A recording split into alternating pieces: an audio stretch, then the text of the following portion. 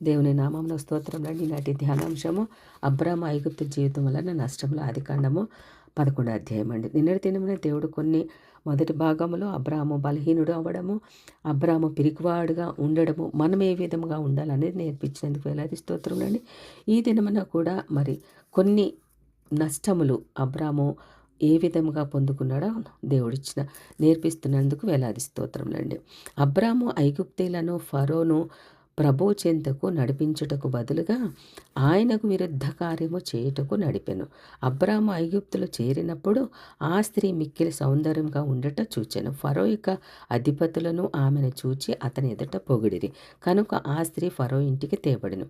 ఈ సందర్భమున అబ్రాము పిరికివానిగాను అల్పమైన వానిగాను ప్రవర్తించెను.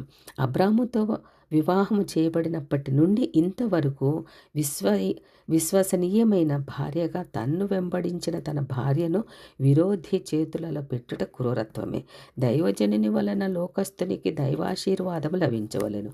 దానికి ప్రతిగా అబ్రాము పొరపాటు వలన దేవుని శిక్ష ఫరోకు కలుగుచున్నది. అయితే యెహోవా అబ్రాము భార్య శారాను బట్టి ఫరోను అతని ఇంటి వారిని వేదనతో బాధించిన. ఆదికాండం 12వ అధ్యాయం 17వ వచనం ప్రకారం. ఆరవదిగా శారాలో దేవునికి గొప్ప కార్యక్రమం ఉన్నదండి.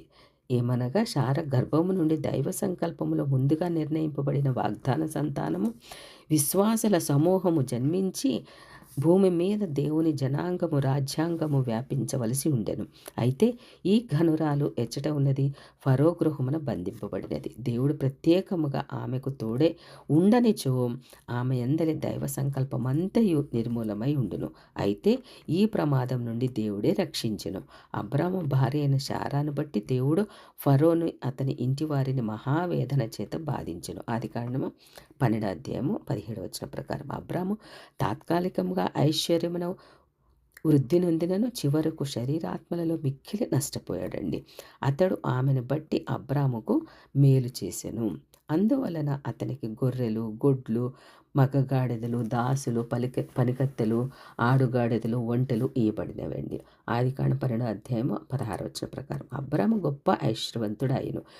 కొంతకాలము గతించినది. ఐగుప్తును విడిచి అబ్రాము కనానుకు వచ్చెను. శారా ద్వారా అబ్రాముకు ఒక శోధన కలుగుచున్నది. 7వ పాయింట్గా శారా ప్రేరేపణను బట్టి దాసి కన్య అయిన ఐగుప్తిరాలైన హాగరును భార్యగా గ్రహించెను.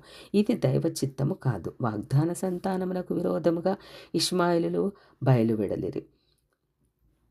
అబ్రాము ఐగుప్తును విడిచెను, కానీ ఐగుప్తు ఫలితము అతనిని విడవలేదు. ఐగుప్తు ఆశ్రయము తాత్కాలికముగా లాభకరముగా ఉన్నను తుదకు అది శరీరాత్మలకు గొప్ప నష్టము కలుగజేసిందండి. మనం ఐగుప్తు మన గురించి ముందు నేర్చుకున్నామండి.